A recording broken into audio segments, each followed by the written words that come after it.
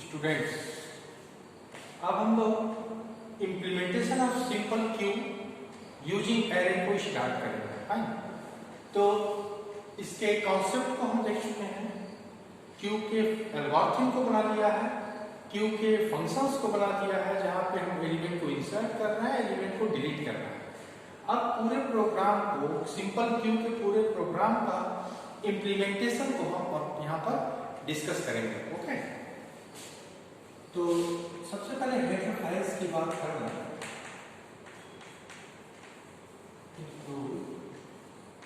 stdio.h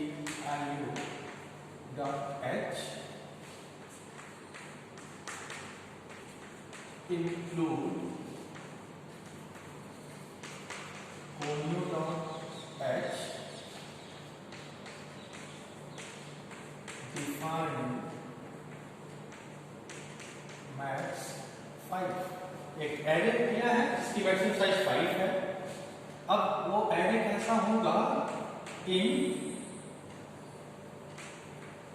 Q file जिसकी maximum size हमने पहले ही बता दिया है कि 5 है। अब ये क्यू की तरह बिहेव करेगा और ये क्यू इंटीजर टाइप के एलिमेंट को एक्सेप्ट करेगा जिसकी मैक्सिमम साइज 5 है।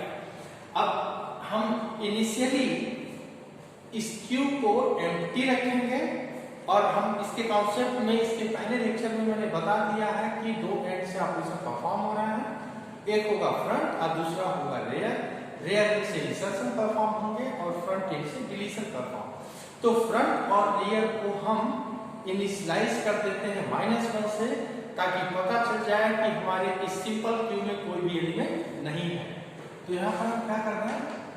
इन real equals to -1 and in front equals to -1। ठीक, अब ये दो लाइन से हमें पता चल जाएगा कि हमारा क्यू एम्प्टी है। फाइन, अब इसके बाद हम उन फंक्शंस को बनाते हैं और उसके बाद हम अपने पूरे कंप्लीट प्रोग्राम को एक्सप्लेन करेंगे। तो यहाँ पर हम सबसे पहले फंक्शन की बात करेंगे, void insert, इसके बाद इन एलिमेंट। अब इंसर्शन की बात हो रही है तो हम सबसे पहले ओवरफ्लो कंडीशन को चेक करेंगे। तो if real equals to max -1, अगर रियल इक्वल टू मैक्स -1 होता है तो सिंपल क्यू में ओवरफ्लो कंडीशन हमें पता चलेगा। तो लिख देगा message printf q is overflow. उसके बाद अगर ये कंडीशन ट्रू हो गई तब तो हम यहीं से बाहर हो जाएंगे, क्योंकि हम इंसर्शन परफॉर्म नहीं कर पाएंगे, क्योंकि क्यू हमारा ओवरफ्लो कंडीशन में है।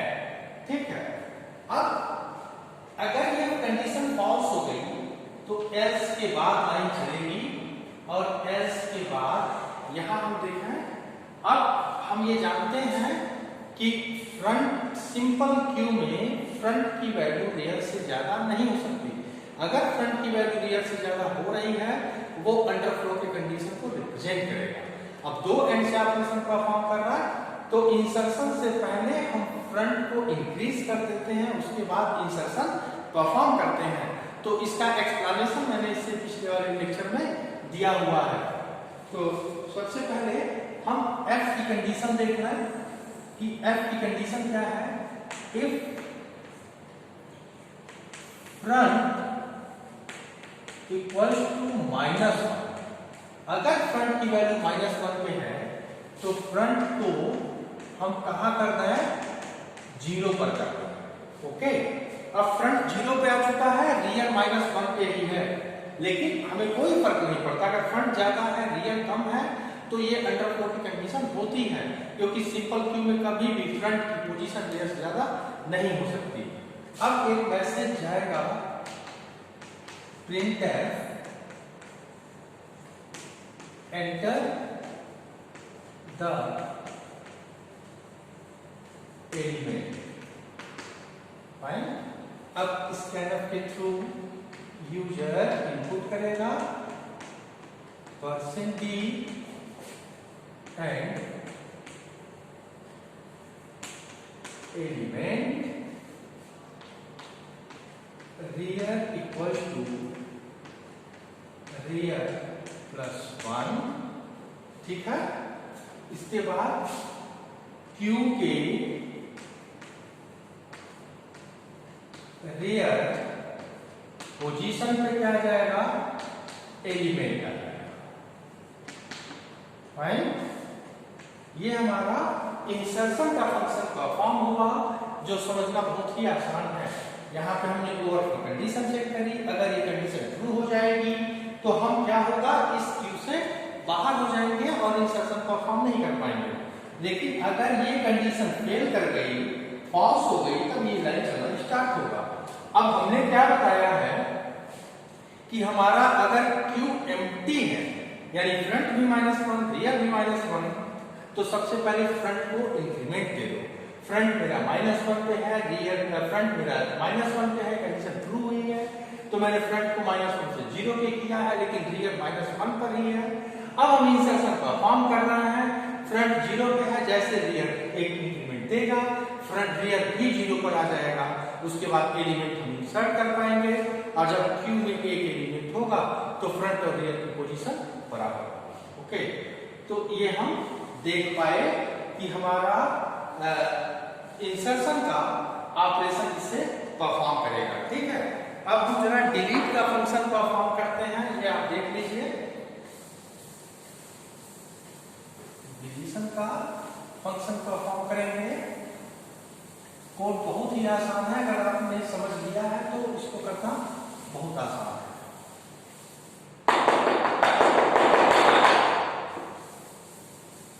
आई होप ये आपको कंटेंट, ये प्रोग्रामिंग बहुत सिंपल दिख रही होगी, क्योंकि इसी तरीके से हमने स्टैक का भी एक्सप्लेनेशन किया हुआ है। तो यहां पर हम void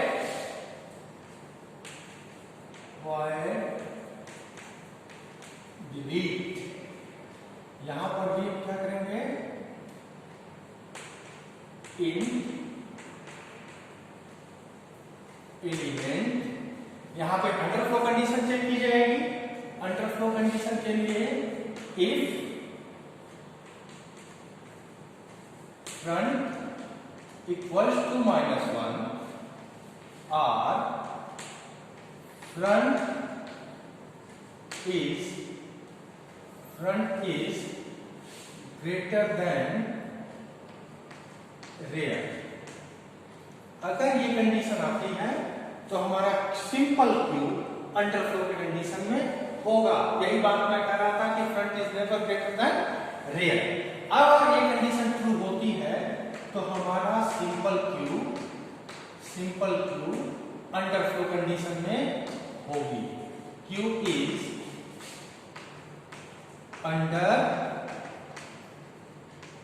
flow, fine, Q is under flow. अगर ये कंडीशन फॉल्स होती है तब एल्स के बाद की लाइन चलेगी और हम एलिमेंट का डिलीशन परफॉर्म करेंगे। सबसे पहले वो एलिमेंट जिसको डिलीट करना है वो कहां होगा, क्यू के फ्रंट में होगा, क्यू के फ्रंट में होगा। और उसके बाद हम क्या करेंगे, front equals to front plus 1। Okay, अब यहां से और सिंपल, अब इसको प्रिंट कर देगा, printf %d has been deleted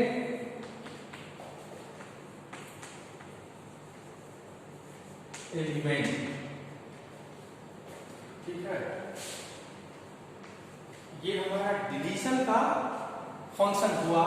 ये कंडीशन मैंने बता दिया, ये अंडरफ्लो की कंडीशन होती है जहां दो कंडीशन चलती है, front equals to -1, front is greater than rear, ये कंडीशन अगर ट्रू होगा तो Q अंडरफ्लो कंडीशन चला जाएगा, अगर ये कंडीशन फॉल्स हुई तब हम ये लाइन पे चलेंगे। ओके, तो ये हमारा डिवीजन का फंक्शन था जो बहुत ही सिंपल। अब हम इसके बाद डिस्प्ले के फंक्शन को यहाँ पर एक्सप्लेन करेंगे। ठीक है, तो कोड बहुत ही आसान है, आप देख ही रहे हैं, इसको एक्सप्लेन करना और भी सिंपल है। तो वन बाय वन इस कोड को हम लोग लेके चल रहे हैं। हमने हेडर फाइल्स की बात करी है, इंसर्शन की बात करी है, डिलीशन की बात करी है। अब तीसरा फंक्शन चलेगा अपना डिस्प्ले। तो डिस्प्ले भी आप कर लेंगे, बहुत ही सिंपल है। वॉइड डिस्प्ले फाइन, एक लूप के लिए वेरिएबल लेते हैं आई। अब हम डिस्प्ले करना चाहते हैं तो first check the underflow condition, क्योंकि जब क्यू में एलिमेंट ही नहीं होंगे तो हम डिस्प्ले नहीं कर पाएंगे। तो क्या रहा है, इफ फ्रंट इक्वल्स टू -1 और front is greater than rear, अगर ये कंडीशन ट्रू हो गई तो क्या मैसेज प्रिंट कर देगा, printf q is overflow। ठीक है, q is underflow, क्योंकि हम जब डिस्प्ले करते हैं तो अंडरफ्लो की बात करते हैं।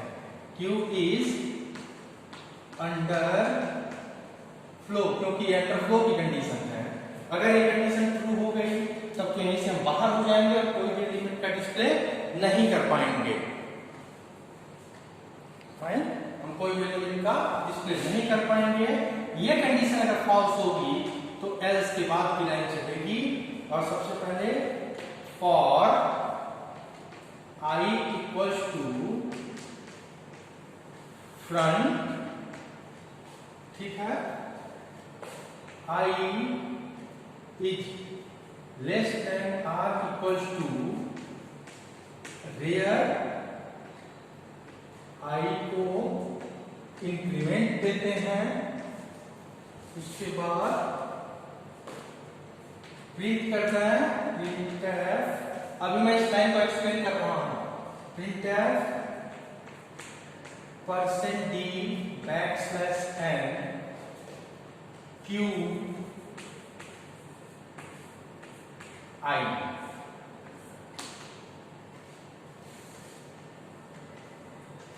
ठीक है, यहां पर जरा ये लाइन बहुत महत्वपूर्ण है क्योंकि इसी से हमारे एलिमेंट का डिस्प्ले होगा। तो कह रहा है कि हमारा Q कुछ ऐसा है, Q हमारा ऐसा है,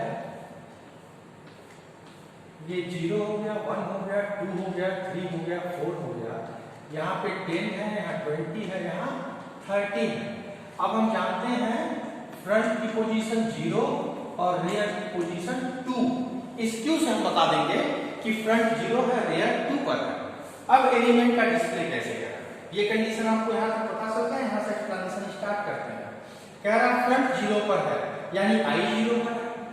अगर फ्रंट की वैल्यू हम 0 कह रहे हैं तो I इक्वल्स टू फ्रंट, तो I भी हमारा 0 होगा क्योंकि I को हम फ्रंट मान रहे हैं।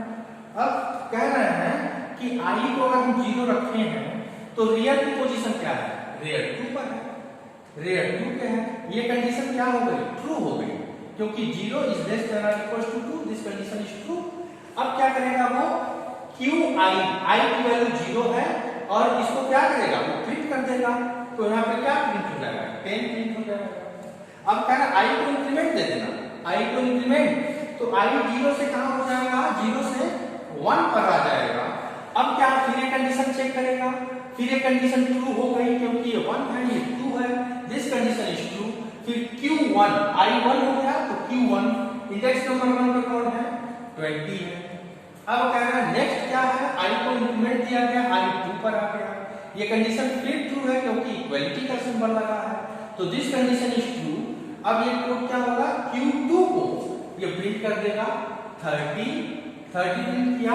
अब हम I को फिर इंक्रीमेंट देंगे, I 30 हो जाएगा और ये कंडीशन फॉल्स कर जाएगा क्योंकि I इज लेस देन और इक्वल टू रियर।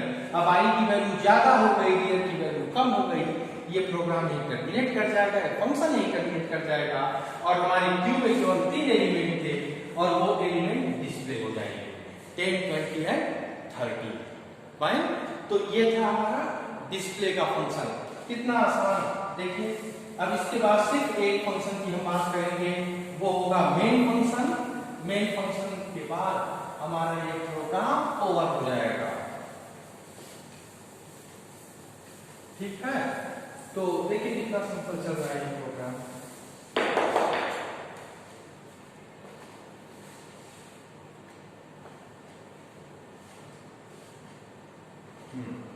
अब हम लोग मेन को बनाएंगे वाई मेन, फिर इन चॉइस नाम का एक वेरिएबल, फिर डू व्हाइल का यूज किया जाएगा जैसा मैंने स्टैक में किया था। और हमारे फिर 3 चॉइस होंगे, 4 चॉइस। एक होगा इंसर्ट, दूसरा होगा डिलीट, तीसरा होगा डिस्प्ले, चौथा होगा एग्जिट। तो ये यूजर को मैसेज दिया जाएगा printf 1 insert \n find, फिर printf 2 delete \n, printf 3 display \n, printf 4 exit। Fine. ये हमारे 4 printf के चॉइस दे दिए गए कि 1 क्या करेगा, 2 क्या करेगा, 3 क्या करेगा। अब इस फंक्शन को हमने पहले डिफाइन कर दिया है, इसको भी डिफाइन कर दिया है, इसको भी डिफाइन कर दिया है। इसको हमें सिर्फ एग्जिट अगर होना होगा कोड से तो हम प्रेस 4 को बटन को प्रेस कर देंगे। अब यूजर से पूछा जाएगा printf के थ्रू कौन सा चॉइस आपको आप करना है। Enter your choice. स्कैनर के थ्रू यूजर उसको इनपुट करेगा %d एंड चॉइस। फाइन। पूछा जाएगा अपने चॉइस के बारे में, ये ऑप्शन दिखेगा उसको। अब जो टास्क पूरा करना होगा वो चॉइस को प्रेस करेगा इसके थ्रू। अब स्विच केस का थोड़ा यूज करते हैं यहां पर।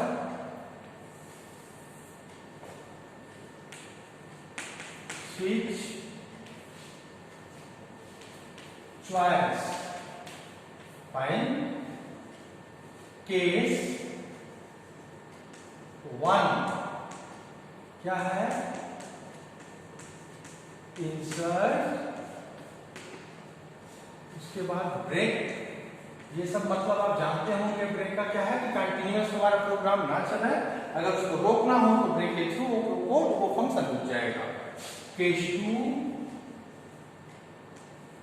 2 डिलीट ब्रेक।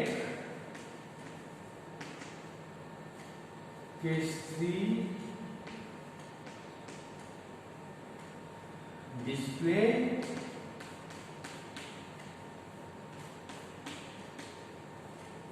ब्रेक। केस 4